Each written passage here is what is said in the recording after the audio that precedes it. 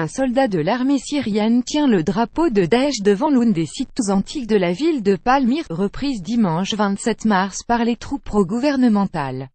AFP Photo STR, AFP. Les éventuels retours de femmes et enfants de djihadistes français capturés en Irak et Syrie seront examinés, au cas par cas, a déclaré Emmanuel Macron, jeudi, provoquant l'inquiétude de leurs familles, qu'il exhorte à les rapatrier pour ne pas en faire des bombes à retardement.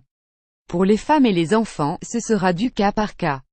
Cela dépend à chaque fois des pays et des situations, a déclaré le chef de l'État, interrogé mercredi par France 2 sur l'épineuse question des revenants de l'ancien territoire tenu par Daesh en Irak et Syrie. En Irak, nous avons des échanges permanents avec la justice locale, que nous reconnaissons. Et quand des crimes sont identifiés pour des ressortissants français, ils doivent être jugés, a-t-il précisé dans cet entretien mis sur le site de France Info.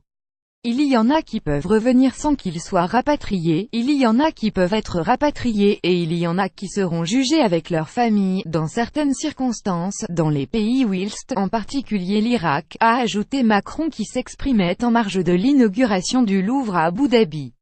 Pas de détails sur la Syrie. Le président français n'a pas fourni de précisions sur la Syrie, où se trouvaient jusqu'à cette année, selon des sources concordantes, la plupart des femmes et enfants de djihadistes français combattant pour Daesh, aujourd'hui en pleine déconfiture sur le terrain.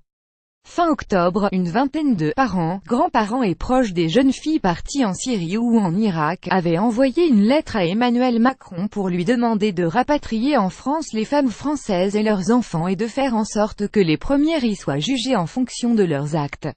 Il n'avait jusqu'ici pas eu de réponse, le gouvernement redoublant de prudence sur le sujet dans un pays toujours marqué du souvenir des sanglants attentats de 2015, en partie perpétrés par des revenants de Syrie. Les enfants innocents. Les déclarations du président ont aussitôt été dénoncées par un représentant et un avocat des familles concernées. Ces propos indignes et irresponsables, a déclaré à l'AFP Amine Elbaï, dont la sœur, qui avait quitté la France en 2014 à 19 ans pour gagner la Syrie, et y a eu 2 enfants d'un combattant de Daesh tués depuis.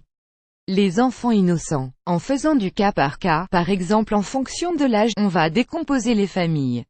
Or c'est cette décomposition familiale qui a favorisé en France le terreau de la radicalisation.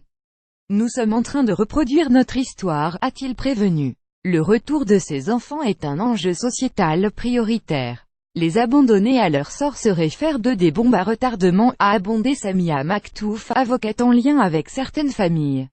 Ils devraient être pris en charge par leurs grands-parents dans un cadre adapté.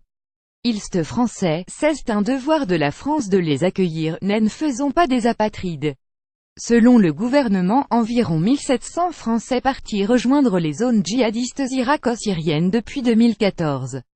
Sur ce total, 278 TS, chiffre qu'il admet lui-même sous-évalué, et 302 est revenus en France, dont 66 femmes et 58 mineurs, la plupart de moins de 12 ans.